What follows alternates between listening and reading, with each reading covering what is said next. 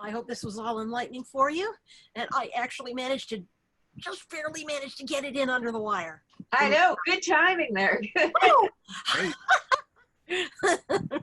Is there a place to get the like I took notes and I was in and out, but is there a place for like I don't know any of your slides or other information? There will be. Okay, I'm going to actually put them together in a package that I'll be sending to admin, and when they upload the recordings for everything, that'll be you'll be able to find them there.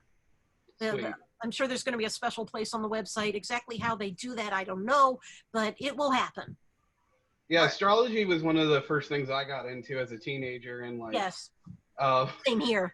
And it's like I put it aside through, and like I've been picking it up again lately, and like yes, yeah. So I really appreciate the class. All right, well, thank you. Great to have you here, Leo. Thanks. Yeah, it was great. It's fascinating. I'm sitting here going, oh. That changed a lot of things in my head. Yes, unfortunately, I can't in this particular format. I can't do Q&A because I had a lot of material to get through and in a short time to do it in. But you're a great presenter. That was thank you so much. Such a great presentation. And thank you, Toastmasters. I'm a 10-year member of Toastmasters, so I've got a lot of presentations. I've been thinking about joining them. Oh, I totally recommend it to anybody. Because it's not just public speaking, it's about leadership training too. Okay, so I definitely have to get into Toastmasters then, because I have so many confidence issues. If you want to build presentation skills, that's the place to do it, and it's not expensive. And I figure there's probably a way for low income people to figure a way. Like I don't know. I guess it depends on the chapter. $50 twice a year. Or something like that. It's not hard. It's not that hard to join. You just need to find a club that is close enough to you and meets at a time that's convenient for you.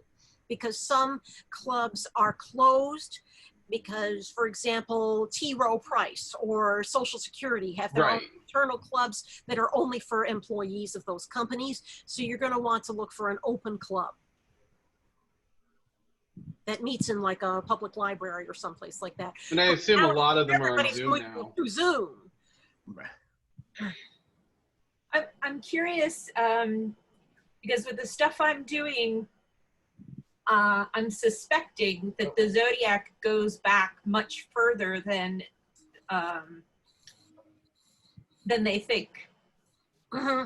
And it does. And when I mentioned the lunar mansions earlier in this class, and that is the older zodiac, the 27 sectors of the sky covering where the moon is for one day. One day out of the month. And that's a whole separate class. Yeah, because I'm trying to grasp some things, and I know I just don't have enough knowledge to be able to fit it right. But it seems like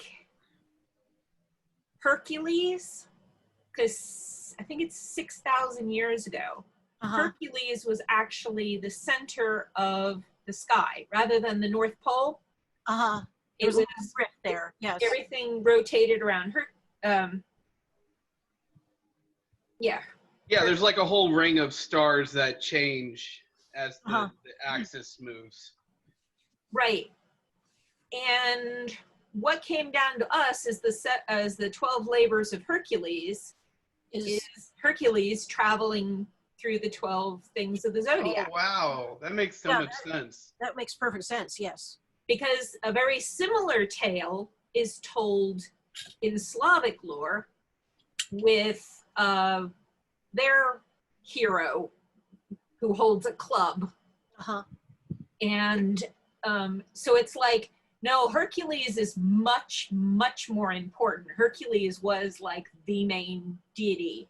And then when he went in with the Greeks, they had to minimize him. So he became a demigod, under their structure. Yes, Zeus became the main guy. Yeah, so I'm trying to make these things bit, and my brother-in-law was showing me, he has a program that can show back several thousand years, like what the stars looked like 6,000 years ago. And that's when I looked at it, and he's like, yeah, everything rotated around Hercules. And I'm like, oh, that makes so much sense. It makes all this stuff fall into place. And the other thing that it gave me insight on is the constellation of the swan. Cygnus, yes. Cygnus flies. Cygnus actually stays the same. And the swan goddess, or the bird goddess, or whatever, she helps people to the spirit world. And the spirit world is the Milky Way. She travels along the Milky Way. And in Finland, they call that the bird way. Ah, yeah, okay. And what's really fascinating is the Native Americans, they have one of the mounds, and one of the mounds is built to line up so that on the winter solstice, the Milky Way lines up with this mound so that the souls can go up the Milky Way. Yes. So I can tell the beliefs are the same between the mound builders and the Slavs. Yes. You would be surprised at how much consonance there is among cultures, even ones that had nothing to do with each other. I mean, the Mayans had nothing to do with the Hindus, and yet they came to very similar conclusions about what these things mean. Now, no, they actually are connected. Yeah, they have to be connected belief-wise. Yes. At the very least, we were all looking at the same sky. Yes. Right. I pulled up that Northern Hemisphere sky again, just so you can see that on the screen. And now the part of it that's a little bit whiter, that is the Milky Way. And okay. Cygnus right there, and Cygnus is right on that path. Right. Exactly. Yep. So that's the bird goddess taking the souls. Yes. And that didn't change. That didn't change for thousands and thousands of years. So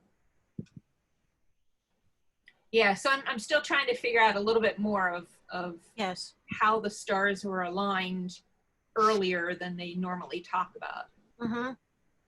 I also want to ask, yeah, and I ask this not because I doubt you, but because I want to follow this information hole myself. But what are your sources on the Norse takes on astrology?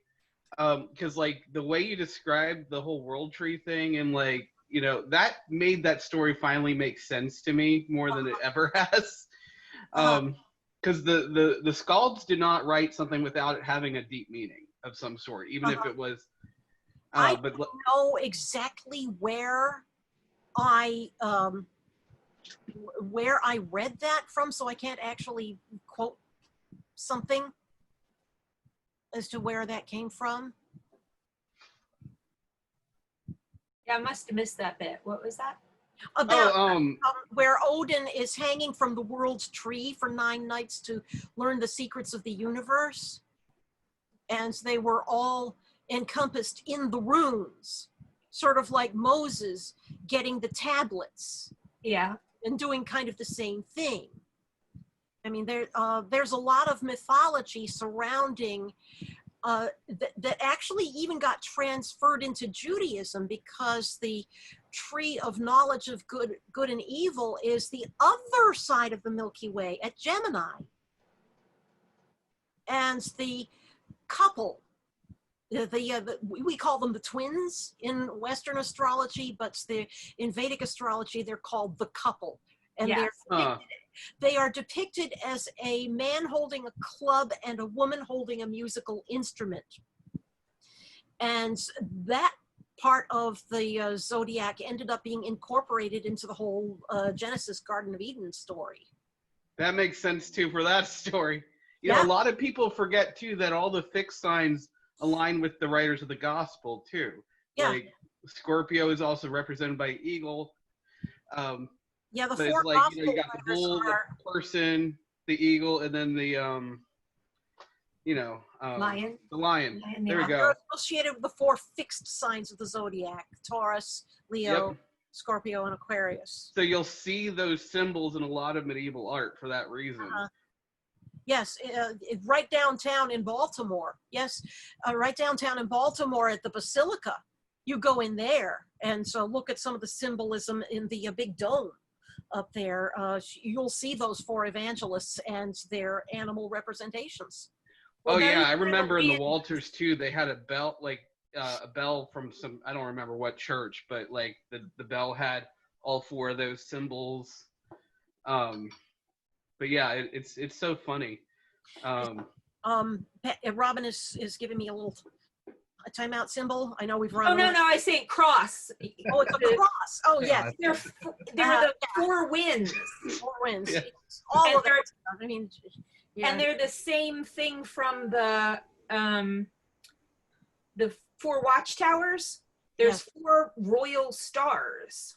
That mark the winter solstice, summer solstice, and the equinoxes.